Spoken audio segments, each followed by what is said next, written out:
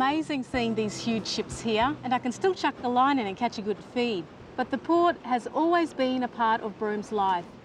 In the old days, before the roads were good, almost everything arrived and left this way. The port is home to the legendary pearling fleet, but that was over there. The first port was built at Town Beach in 1897. But this old jetty could only be accessed at big spring tides. When the tide went out, the boats were left high and dry. Although the port was the main link to the outside world, Broome had to wait until 1966 before the jetty at Entrance Point was completed. Today, the pearling motherships are really high-tech, nothing like the old wooden luggers. But they still call here for supplies before going out to collect more beautiful pearls. But this doesn't look like a pearling boat.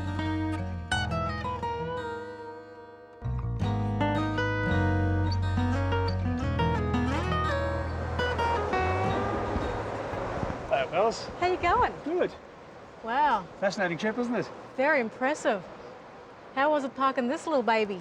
When you bear in mind the wharf's only 180 metres long and this is 280 metres long, so there's a fair bit of it. She carries all up about 2,000 passengers, another 2,000 people coming into Broome. Bumps up our population quite enormously by about 20%. So that's where they all come from.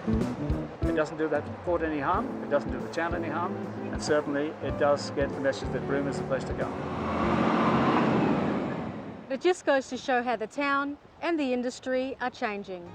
Broome is once again an important base for the offshore oil and gas industry, with rig tenders a frequent sight at the port. And fuel tankers also come here. Some are over 180 metres long and 30,000 gross tonnes.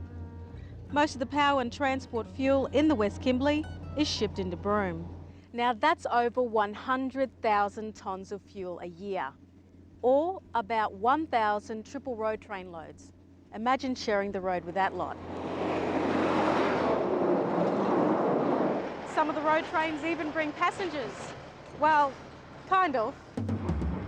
Over 80,000 head of cattle a year are shipped out of Broome to Asia and the Middle East.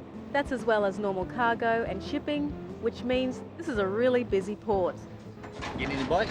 A little bit. So is it always this busy? Yeah, pretty busy. So you're a stevedore. What does that involve? Could be driving the crane one day on the wharf, unloading the fishing boats or the pearl boats. And then the other days you might be on the cattle boat, putting fodder on, loading cattle, whatever they want to roster you for. You know, they're multi-skilled here, and if you're not doing that, you do maintenance. So working at the port, you'd see a lot of different things. It must be a pretty good job. Well, it's good, you know, you've got a good variety, you know, you're never doing the same thing every day, and there's always people like you fishing, trying to catch a fish. Broome has one of the few working ports in Australia that's open to the public. This boardwalk was built a couple of years ago so we can walk and fish safely. And you can pretty much be assured that you can get a good catch staying right here.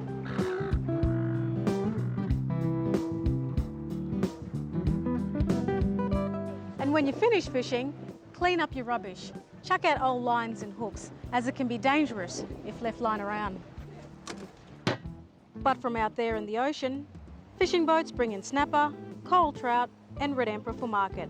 Prawn trawlers and mackerel boats also bring their catches in. In the Kimberley, we have some of the world's last remaining wilderness. Day charters are very popular, but you can also head off into the far north for an adventure. Send me a postcard.